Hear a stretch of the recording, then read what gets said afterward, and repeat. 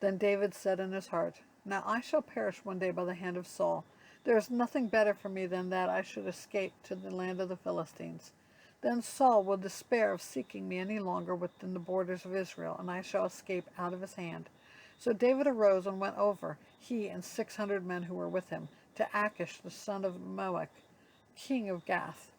And David lived with Achish at Gath, he and his men, every man with his household. And David had with his 2 wives, Ahinoam of Jezreel and Abigail of Carmel, Nabal's widow. And when it was told Saul that David had fled to Gath, he no longer sought him. Then David said to Achish, If I have found favor in your eyes, let a place be given me in one of the country towns, that I may dwell there. For why should your servant dwell in the royal city with you? On that day Achish gave him Ziklag.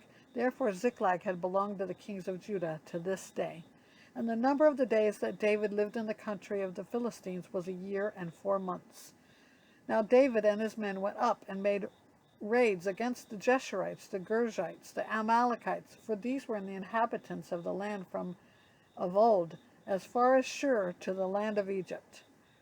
And David would strike the land and would leave neither man nor woman alive, but would take away the sheep, the oxen, the donkeys, the camels, and the garments, and come back to Achish.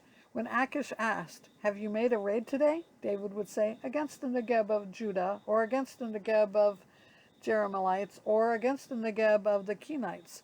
And David would leave neither man nor woman alive to bring news to Gath, thinking, lest they should tell about us and say, So David has done, such as was his custom all the while he lived in the country of the Philistines. And Achish trusted David, thinking, He has made himself an utter stench to his people Israel.